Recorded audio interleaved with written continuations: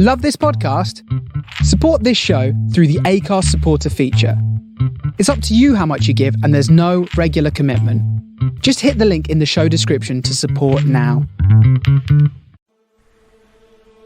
This episode of The House of Mystery is brought to you by Legacy Food Storage. The best way to protect your family is by being prepared. LegacyFoodStorage.com.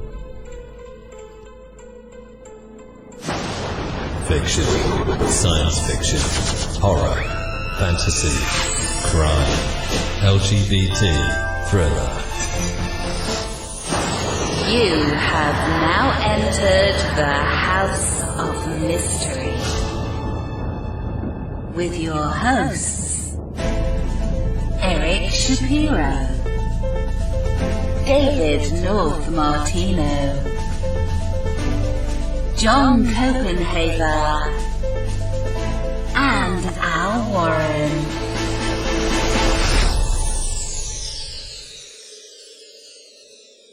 I demand the code of silence.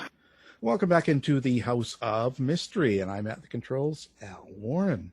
Now, it's a full house today, but everybody is social distancing. We got John Copenhaver. I can't say your name anymore.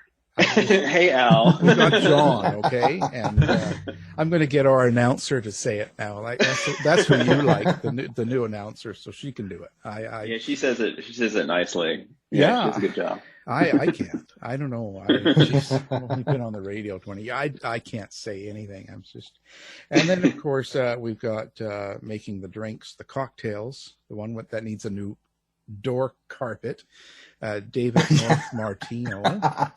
That was disgusting. Present. You should be ashamed of yourself. I am. I'm absolutely ashamed. I'm going to put that all over the internet, you know. Yeah. That's right. Everyone's going to see that. Looks like a dog ate his front door mat. Oh boy. My God, it's embarrassing. It really is. Yeah. So you're going. It's terrible. You're going to be doing the dishes next. Now today we've got special guest. We've got a New York Times best-selling author, and she's got a newer book out.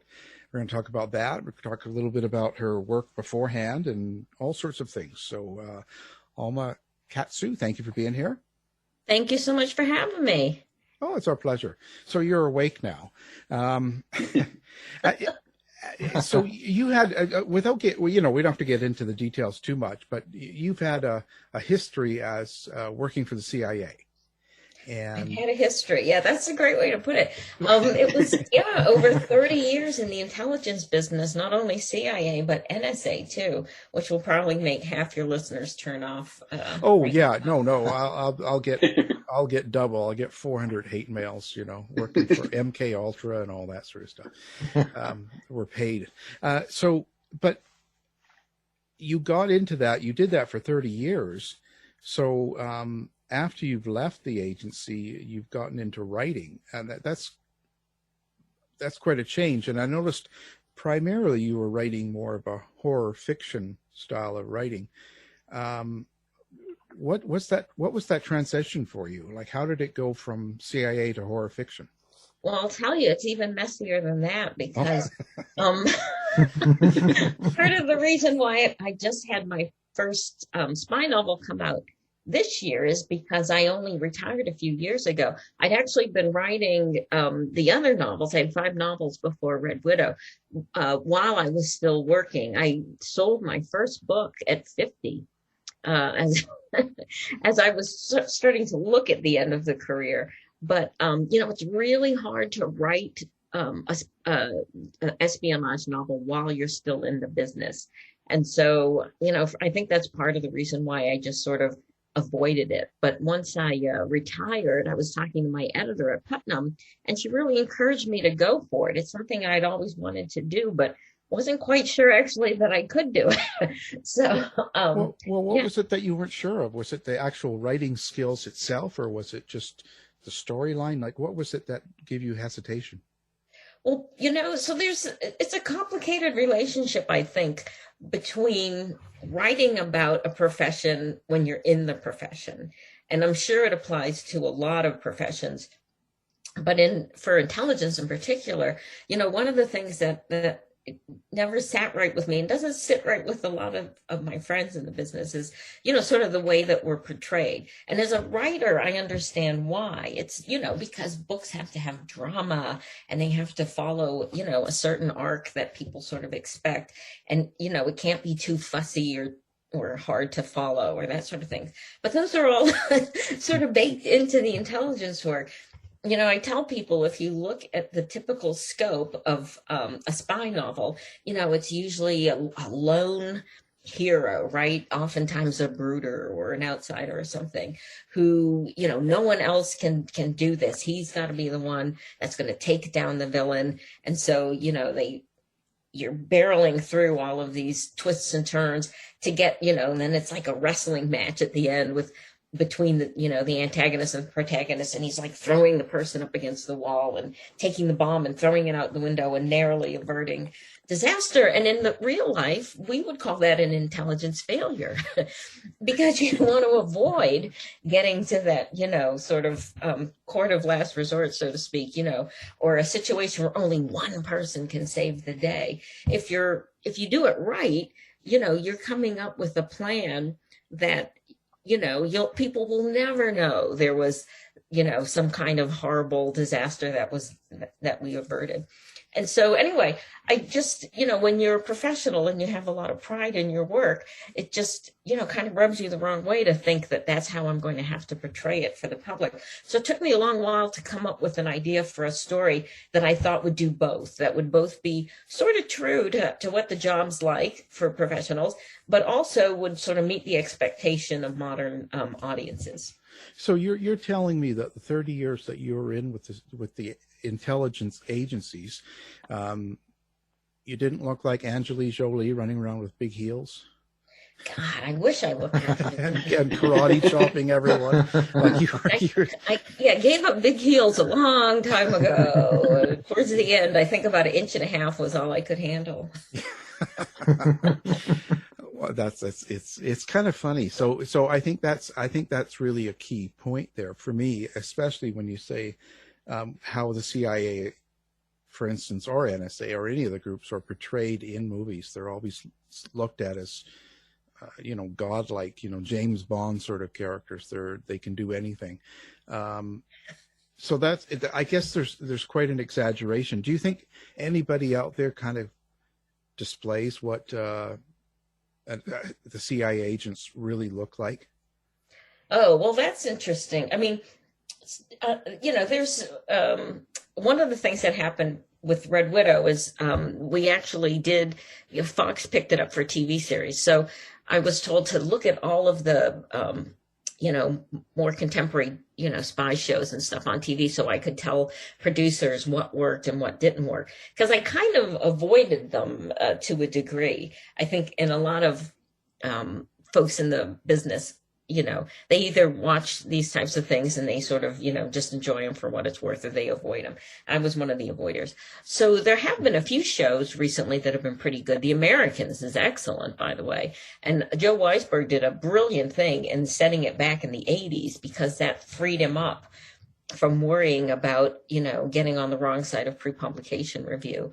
By trying to reveal too much. So he was actually able to be very true to what the tradecraft was like back then and, what the job was like without, running into trouble. And it's not so changed from today. I mean, the technology certainly has changed, but sort of the basics of tradecraft, trying not to get caught. Disguises are not like Mission Impossible. They're more like the Americans, where you're just trying to get past, the more casual observer, although that's changing a little bit with facial recognition technology and that sort of thing. So, there's a few things out there that are a bit more true to life. When you said what CIA officers look like, it kind of threw me for a minute because I used to joke around at the agency, having grown up at NSA where they're all nerds and dweebs, that by comparison, they hire attractive people at CIA because, you generally will tell attractive people more than you'll tell, you'll trust them, you'll relax around them a little bit more than you will around unattractive people. Yeah, well, no, that's true. I mean, they've been after me to work for them for years. I'm surprised that you're not, really. Yeah, well, too much of a bad history, I guess. I don't know. Yeah. Something about me, you know. I now I noticed that you have a Russia theme to this book. Is that still kind of the enemy, so to speak? Well, it might depend on who you ask. America has a lot of adversaries out there. And I'm not a Russian expert, which surprises some people. My career was divided up over two things. One, and this will just put all of your listeners right to sleep. The last 12 years or so has been in emerging technologies. But before that, I did what's known as complex contingency operations. We won't go into that, but it's basically multilateral affairs. And so, I was always brushing up against Russians, Russian foreign policy and defense policy and all that kind of stuff. So, I was just familiar enough with it. But I'm going to go back to that emerging technologies part because most of the technical work I did had to do with social media research. So I've been working with a lot of top researchers looking at disinformation campaigns for a long time. And so I'm here to tell you, yes, Russia is still a pretty substantial enemy.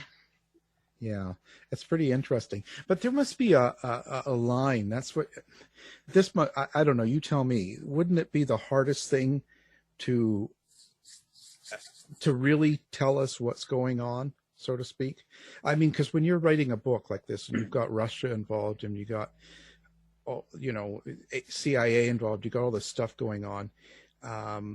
How truthful can you be? I guess it depends on, like all tradecraft is a little sleight of hand, right? What you want to reveal and what you want to hide. And so if you're good, you can make the stuff you reveal like so distracting that people might not notice the things you're hiding. So, I think what you're referring to are sources and methods. Those are the things that any intelligence agency protects the most, right? And if you've been given access to them, like people with security clearances do, you're not allowed to disclose any classified sources or methods. And those are the things that people think they want to learn. But I think, at least in my limited experience so far, I think they're happy enough just sort of setting the scene and sort of providing glimpses into how it works. But, spy novels, like any story, they're really very character based. And I think if you provide, a really satisfying character driven story, that's what most people are looking for, with a little embellishment of, what the, little taste of what the tradecraft's like, or, what I really try to provide is a lot of a bigger taste of what the culture is really like, what it's like to really do the job, as opposed to the technical parts of it. Did you have to get... Oh, go ahead. Sorry. Did you have to get Red Widow cleared by the CIA or NSA before you could have it published? By CIA, yes. Luckily, a few years back, the agencies did a very humane thing where they decided that if you're one of the oddballs like me who worked for more than one agency, you wouldn't have to have your work cleared by every single agency. You could turn it into one, and they were supposed to look for the equities of the other agencies. Now, whether they do or not, I have no idea. CIA, I handed it into CIA because obviously it's about CIA, and it was up to them to look out for NSA equities. So it did go into the pre-publication office for review, and I'm really happy and amazed to say that they asked for no changes to the manuscript. And in my experience, this is like how tightly they restrict things. It swings back and forth on a pendulum. Like sometimes they're crazy. Like they won't let you use terms that are in very, very wide use, popular usage.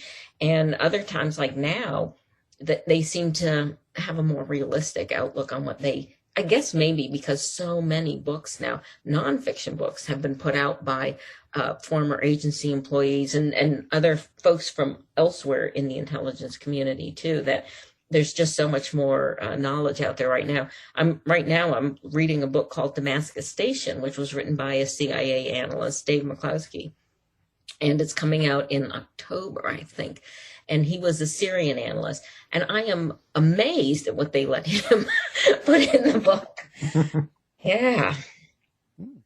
You know, one of the things that I really loved about Red Widow was that you made women really central to the story. I mean, your protagonists, I guess you have two of them, are really, you know, the drivers of the story. Was that a conscious choice on your part? Or, I mean, I haven't read much of that in spy fiction before, so I'm just curious about those choices. Yeah, absolutely. That was one of the things that I'd always found a little dissatisfying about a lot of spy fiction. Because even though there certainly are men in the business, there's a lot of women too. I mean, I can't give you exact numbers, but in my experience, we're about half. And half in everything, you know, case officers, technical officers, managers. And, you know, I've worked with a lot of really, really competent, fine, outstanding women in every field. And yet we weren't seeing ourselves being represented in the popular culture so much. It seemed very male centered. And while that's not bad, I just thought it was owed to women to see ourselves being represented accurately in something. And I have to say, the response, I really didn't expect this kind of response. I thought it would be very dismissed as, you know, not real spy fiction, because it wasn't doing the things that, you know, a James Bond or a Jason Bourne, you know, Ted Cruz's favorite CIA agent.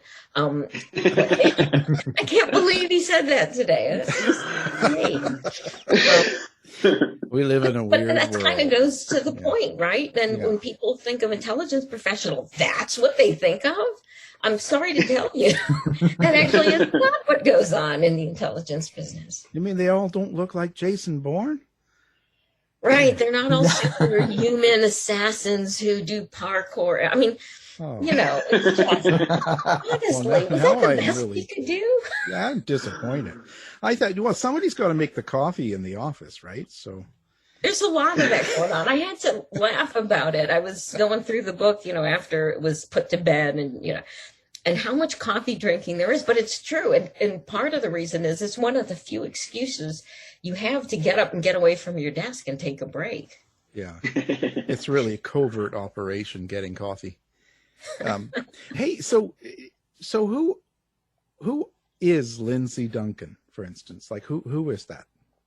Well, you know, that character is sort of based on, you know, a type of officer that I was seeing, you know, especially as I was getting towards retirement age. And, you know, and I had spent a year or two as a recruiter for the agency. And you just see these young women who come in who are extremely bright and their heart's in the right place, and they're very patriotic, and they just want to do the best job they can. And, you know, maybe they don't see the pitfalls in the office, you know, until they get burned a few times. And then they realize, you know, that there's another game going on there that they better learn to play. You know, they're a little idealistic when they first go in. You know, so people have asked me, is that me? No, that is not me. I'm the older, bitter person who's been around for a long time and has been burned really bad. Yeah. And got a grudge. Wait, does that make you Theresa, the Red Widow? I'm much more like Theresa. And the other interesting thing is that whole book is actually based on a true case. It's just that it's been changed a lot so that it wouldn't be recognized, because what happened has actually never been publicly associated with the agency, but it is an actually well-known case. And I don't want to give away any spoilers, but the bad guy in it is based on a real person, someone that I know. Jason Bourne. Interesting. He wishes he were Jason Bourne. I tell you. Well, it's really interesting. So, being an ex-agent, with the especially the last 4 or 5 years, and the climate in the political world, let's just say, or even in the country in common, about agencies, CIA, FBI, and all that. It's been kind of a little bit more negative than definitely should be. Has that affected your life? Well, it's interesting, right? I mean, if you look back at the things that a lot of senior intelligence folks who were also retired or, whatever, did during the last administration, like the number of times they signed their names to statements, sort of decrying what was happening, gives you an example, just, kind of points out how extraordinarily weird that time was. In some ways, I was happy to be out of the business because my head would have exploded. I mean, especially when you get kind of towards the end of your career and you've been through this a little bit, you understand, that, when you take the job, if you didn't know it going in, you're acclimated to it very soon. We serve people in the intelligence business, serve the American people, right? But the American people tell us what they want through the people they elect. And so when you're in the situation that we had in the last administration, you're really in this bind. I'm sure there were people in the intelligence community that helped the information that would have, blown a lot of the bullshit right out of the water. But you can't just give it away to the public, right? There are channels you go through, but, there's a lot of constraints on that too. At the end of the day, the agencies themselves have to come to a determination of what's legal and proper. And, there's a reason why certain secrets never get out. But anyway, I'm sure people who were still working at the time were really just finding themselves in a terrible, terrible bind. So for me, in some ways, it was better. I still have a clearance because I'm still a consultant back to the government. And so I was finding myself biting my lip a lot. But now that I'm really close to getting out 100%, I've been a little more free with my criticisms. Do you ever really get out? Oh, let's hope so. There's in the movies, they never get out. I've known some people who've ended up in jail. So, you have to really you can't get too free, with those secrets. Well, yeah, I would imagine that. Does that put a little fear in the back of your mind in day-to-day life? Like day-to-day life, not so much, because first of all, I moved away from DC and I live on a mountaintop in West Virginia. John knows all about it. So while there are lovely, lovely people out here, I don't feel like, like somebody could sneak up on me or something like that. Although I suppose they could. Well, John's a Russian asset.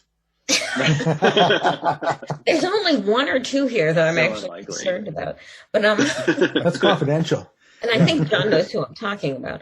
But yeah, no, so not so much. After a while you kind of know where the line is that you shouldn't be, stepping over. So yeah, no, I'm really looking forward to the day when I'm totally out of it, because then I can smoke pot. I've never smoked pot in my entire life, and I've been assured it's a lot of fun. It's not that big a deal anyway. But you mean you can't smoke pot? Like, why? I mean, isn't it? I guess it's not legal totally. It's still not legal. It's still a federal offense. Yeah. Well, there you go. Well, that's we. So how many do you want to make this into a regular, because you were doing horror fiction, right? And then now you've gone into this kind of spy thriller novel. Is this something you want to continue? Well, I hope so. We've got the TV show, which is in very active development as we speak. And then I just signed the contract for the second book, Red London, and just started doing the deep research today.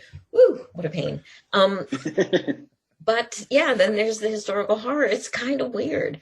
I'm not exactly sure what's going to happen. The next book that will be published with my name on it will be historical horror, and it's The Fervor, and it has to do with the Japanese internment during World War II, which is kind of personal for me, because my husband's family was interned, and a lot of my friends' families were interned, and so I know a lot about it. And it certainly is a horrible situation. So that's the next one. But then after that, and then I guess the next Red London is under contract. But then who knows what'll happen? I guess it'll just depend on how well things go. Yeah, pretty. So who's going to play the character? Is it like Queen Latifah or? I've heard all kinds of names bannered about, but I guess you don't really know until we're at the pilot stage right now, where we're hoping to get the green light to go ahead with the pilot, and then I guess the names really start flying around. So this is taking place in modern times, right? Yes, well, fairly modern, yeah. Fairly modern. Are you gonna bring in modern problems that we've faced as well? Like not necessarily Trump, I mean that, but like with the pandemic and things like that. Do you incorporate that into your books, or do you think you will? Well, the pandemic, that's a tough one, right? Like if the timeline sort of catches up, I think Red Widow is more or less set in 2018. So yeah, if the timeline catches up, I think that's a question for all writers that we're going to have to think about. It would certainly complicate things in spy novel, however, because, in real life, there was a lot of people being forced to just stay home.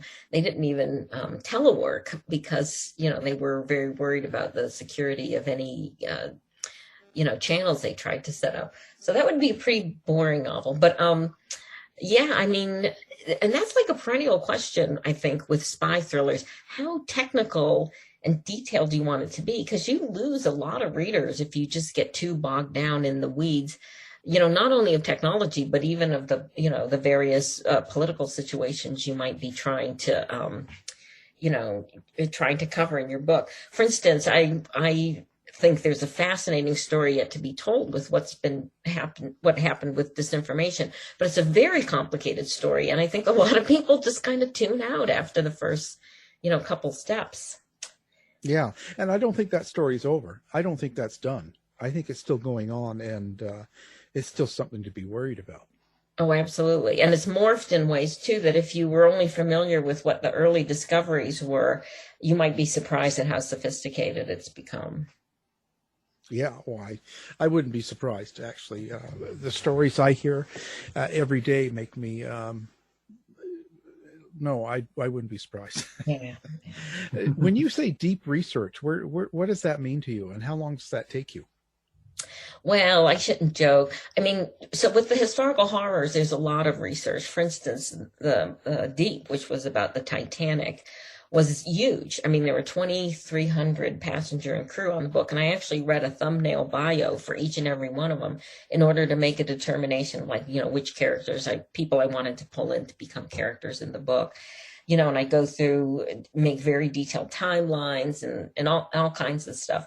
But I do them kind of quick. And this is what really shocks people, but I was a research analyst basically for 30 years. So you get very comfortable doing research, even for, really big projects. So it doesn't daunt me too much. But I have to say, people have asked me, was Red Widow hard to write? And the answer is hell no, because I just spent 30 years doing this. It was actually kind of easy and fun compared to the Titanic. So, when I came up with the plot points, it was like, okay, I know exactly in this situation, this is what the options would be, and I'm going to choose this option. So for the next book, I'm getting a little bit deeper into the oligarch story, and that's not one that I'm super familiar with.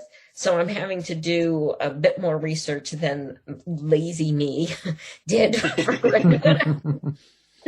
So I'm kind of joking. It's just like 3 books, right? I just spent the morning reading a bunch of articles to get an idea of like which books I wanted to use for deeper dives. And lazy me is going to have to read 3 books. Yeah. Oh, no. And maybe go to London. I haven't decided yet. That's a tough one. Yeah. Hey, so when someone picks up Red Widow and they take it home and read it, at the end of the book, what is it you want them to take away from it?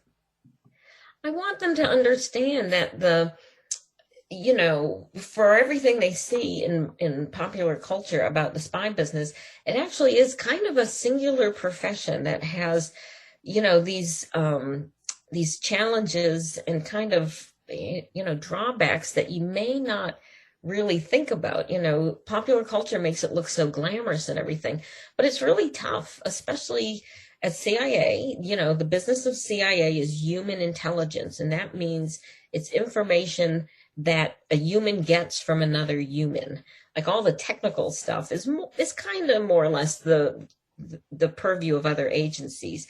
You know, what CIA does is it finds individuals who has access to information that we need, and these case officers or operations officers convince them to give up that information. And what that means is those case officers are really good at manipulating other people. They are the best manipulators in the world. And while most of them are wonderful professionals who can control that, there's a small percentage of them kind of get lost, morally lost. And they will turn that on their coworkers, they'll turn it on their spouses, they'll turn it on their children, their neighbors. And, you know, almost everyone who works at CIA probably will experience it once in their career. I did, and I'm here to tell you it's like being dropped in a shark tank. It is very bad and very scary, and when your management does nothing to help you, it's even worse. So, you know, that's just like one glimpse of the types of challenges that you face when you go into the profession. And so, like I said, though, you know, by and large, people in intelligence, you know, are extremely patriotic. They do this for the American people. They really don't do it for money. And, you know, and it is a fascinating job, and you get exposed, you get the opportunity to do things that you just can't imagine, It's amazing career field, but, you know, one that also takes a toll. I just wanted to go back to horror for just 1 second, since you've written historical horror. You know, I came of age in the 80s during, you know, the first horror boom, where, you know, the market had imploded by 94. And I was just wondering, do you think horror fiction is making a comeback within the mainstream? Oh, I definitely do. I think we're starting to kind of enter a new golden age of horror. And part of that is because what people perceive of as horror has sort of broadened. There's a lot of what we call horror adjacent now, where you're getting stories that are, you know, they kind of sometimes straddle psychological suspense, you know, and have those horror elements. If you talk to the Horror Writers Association, they say that horror isn't a genre, it's a feeling. So any story that can kind of conjure up, make you have those feelings of dread, you know, could technically classify as horror. So, you know, you get, you know, these serial killer stories and all that kind of stuff. Last year or so, I was asked to read a lot of books for blurbs that some people probably wouldn't even think of as horror, but it was, you know, it might raise the possibility, is there a supernatural thing at play, or is it something, you know, that's much more human? It's almost always something much more human. I mean, humanity is the basis of most of our horrors. Absolutely.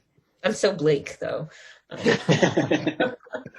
Alma, do you think there's, you know, this is sort of more of a, I guess, craft question, but do you think there's a difference in the way that you structure a horror plot versus a thriller? Did you find a difference in your process or not? Did you feel they're sort of similar?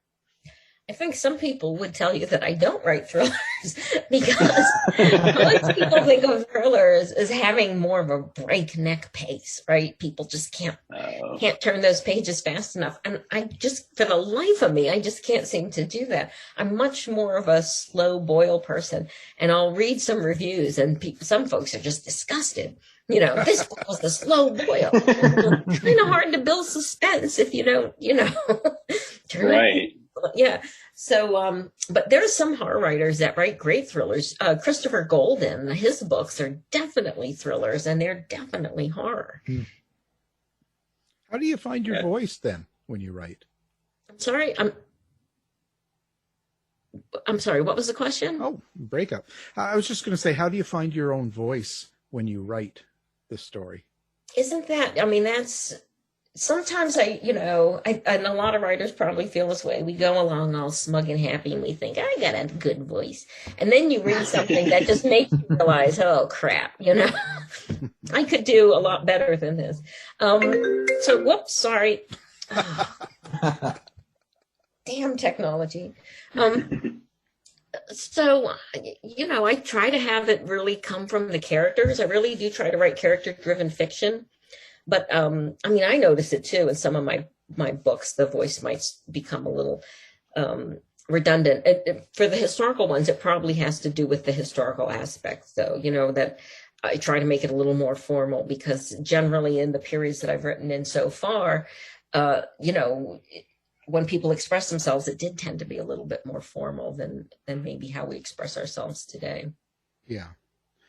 So it's interesting. How did you pick like the Japanese internment, and what makes you choose a subject to actually go into a book?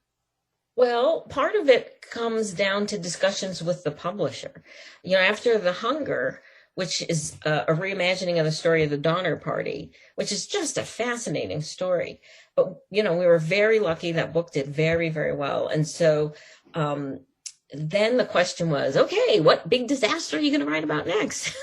And that hadn't been my intention. So, when you start flailing around looking at disasters. Oh, that one's not big enough, or, this one's in the wrong part of the world, because, it has to be things that you think readers will want to read about. So the Titanic was like a natural. And when I found out that there was a second ship, a sister ship, another ship of the line that also sank, and that there was one woman who survived both of them, like I knew that was the basis, right? That was a no-brainer. There's got to be a story there. But for the next one, this is, some people might not like hearing this, but it kind of happened because,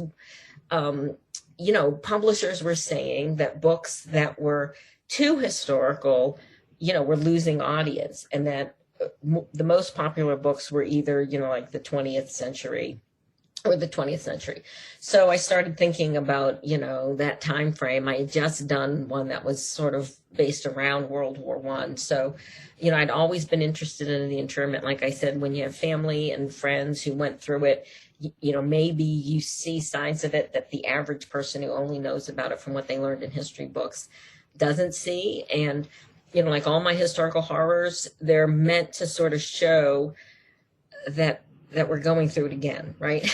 That the bad things aren't just something that happened in the past, but a lot of times we're reliving those same things, maybe because we didn't learn the lesson the first time. So if you look at what happened in the internment, I mean, it doesn't take a huge leap of imagination to see that we're seeing another resurgence of nationalism and the sort of fear of the other, and, a lot of the bad things that we wish were sort of in America's past. So when you write about the internment and stuff, how do you pick, like, do you actually find people that were involved in it and go through their story and put it into the book, or is it something completely fictional?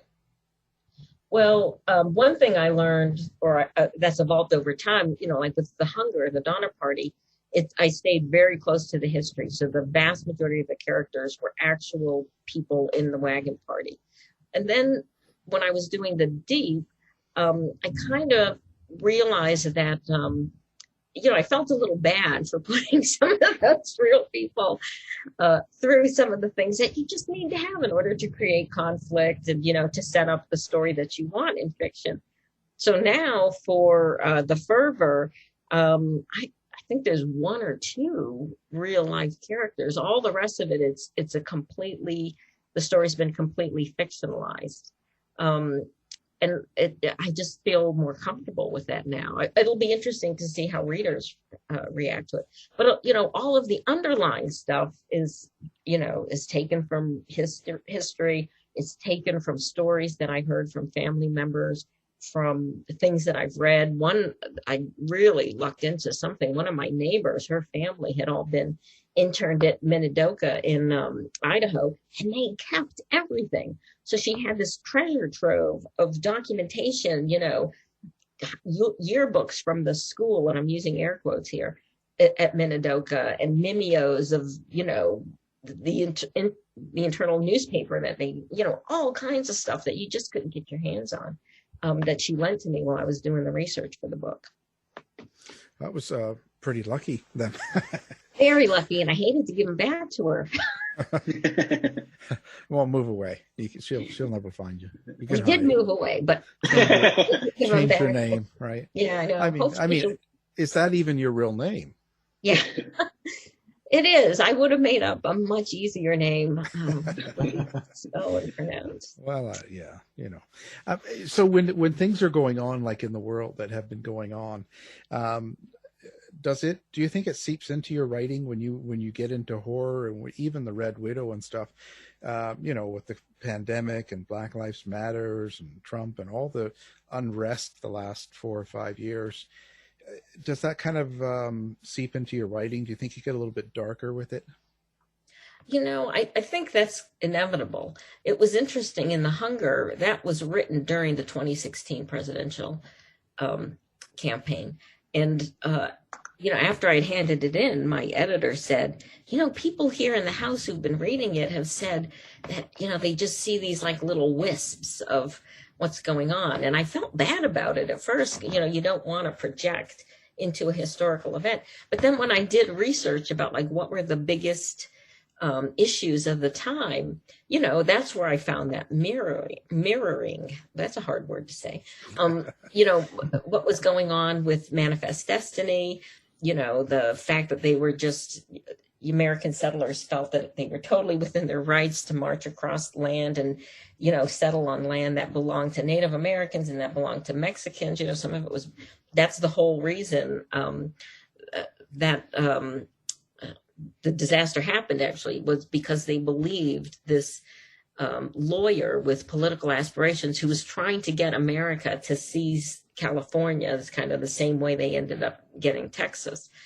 And, he wrote that he had this cutoff that would take them magically to California. And so he was trying to drive Americans to California. I mean, like the mirrors to what was happening in the country at the time just smacked me between the eyes. And then I realized, let's do this the easy way. Let's identify the issues that were going on at the time of the event and then, shape the theme of the book around that. And so that's how the Deep, is about huge class disparity, because that's what was going on at the end of the Gilded Age, and women's rights. Women still didn't have the right to vote in America or the UK. So, yeah, I'm having a field day with internment of the Japanese during World War II. Oh, yeah. It's just amazing. And I think a lot of people don't really understand what the history was. Enough time has passed where a lot of the younger generation probably don't realize that it even existed. I mean, a lot of it, ostensibly, there's the war threat, but when you talk to the people who lived through it, a lot of it was economically driven. It was the fear of Asians. I mean, there was a lot of restrictions on their ability to immigrate to the country still. At that point, there was a fair number of Asians, not just Japanese, on the West Coast, but there was this economic thing. A lot of people I know lost everything. Lost farms, lost land, houses that are worth a lot of money today, lost entire businesses, had, left belongings with neighbors, and the neighbors turned around and sold it. And reparations, there were reparations, I forget if that was in the 70s or the 80s, but it was a drop in the bucket compared to what was actually taken away from these people who were American citizens. I mean, not all of them, they were first generation, but a lot of them were American citizens. Yeah, it's pretty depressing, Well, let's talk. You have a website or a place that people can come find you. Yes, it's my name, almakatsu.books.com, because I lost almakatsu.com.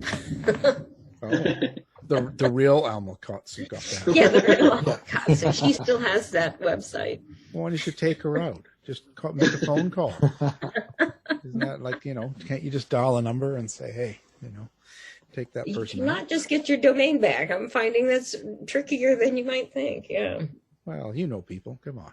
Come on. Yeah, they don't know who they messed with when they started. That's right. I'm just get on them, Well, of course, we'll have that up on our website as well. And, so anybody that has something they want to say, or if they want to send you some secret information, they can, stuff like that. And man, you're going to get me in trouble. That's what I'm here for. That's what I do. That's what I do best. It's funny because, working in the intelligence agency for a long time, you must see a lot of negativity, people that do a lot of bad things or hear about it. Does that change? Did that change how you are with people? Do you trust people, or are you scared of them? Like, does it change you? I'm not scared of them, probably because I live in America. And I'll explain that. So because you have a gun. No. Maybe I shouldn't say that. No. Living here in West Virginia, I might be the only person here without a gun. No, me too. Okay. Thank you. Yeah, we live in this interesting pocket on a hill, in a couple hills in West Virginia. But no, when I said before that I work complex contingency operations, that means for a long time in my portfolio, it also included genocides and atrocities. Back in the 90s, which was like the big age of genocides and atrocities, you'd wake up one morning and you'd find out that some people had slaughtered 10,000 people overnight, just really makes you see the worst in people. And when you work those kinds of issues, you do go through like a depression for several years after it.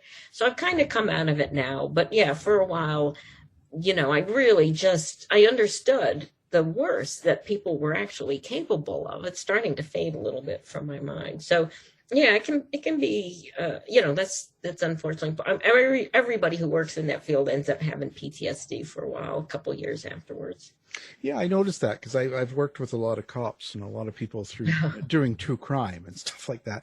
And, if you're out for lunch, they're looking at everybody, like they're eyeing down the place. They've got two routes of escape. They've got, you know what I mean? Yeah. It just comes natural. Yeah, I would say I'm probably not as bad as that, but for a while it does make you like people would gripe about their crummy day. Oh, the waitress put the wrong condiments on my hamburger, and I don't want to because is that the worst thing in your life right now? You're really lucky. Yeah. You think would people really be scared if they knew more about intelligence, what really went on? I hope not scared. I mean, there's a lot of checks and balances in the system. It's not like a bunch of crazy rogue people. And when I say I worked, I was an analyst. We looked at genocides and mass atrocities that were taking place. Somebody asked me once that they thought I committed them. No, that is not what your government does, and really, really should stop, reading those QAnon things. But QAnon's not true.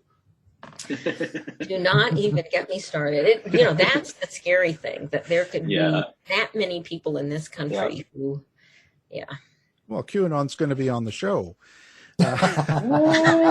with Alex Jones. They're going to tell us about, what's going on in the world. You're having Alex Jones on your show? No. Oh, thank God. I had my run-in with him years ago, so he doesn't like me too much. But I'm small potatoes for him. He's got Bill Gates to deal with. So right, and let's not forget that. Yeah, no. Well, it's certainly been interesting. I really appreciate you coming on, and you've done it all. I mean, what did we learn? We've learned about the Red Widow and CIA, and how Alma wants to do some pot as soon as possible. Maybe people start mailing that to me. Yeah, there you go.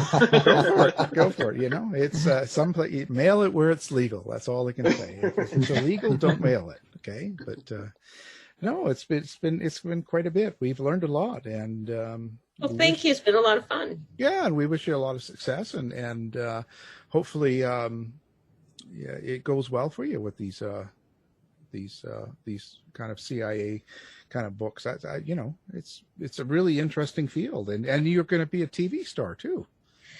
Well, believe it or not, I'm an executive producer, and I know nothing about TV. So they're very kindly taking me by the hand and putting up with my stupid questions and everything. It's fascinating, though, getting to learn another business at this age. That's the part that I like. I'm sure you all feel the same way. It's getting to learn new things that kind of keep the job interesting. Certainly is, and producing a film's pretty exciting because it's really like witnessing it from the inside. How the sausage is made, as they say. Yeah. Yeah, that's right. You get to see what's in the sausage, and sometimes that's not so pretty. But well, anyway, I appreciate it. Our guest has been Alma Katsu, and the book we're focusing on is Red Widow. It's in your bookstore today. It'll be up on the website. Thank you for being here. Thank you guys so much. Thanks, Alma. Thanks, Alma.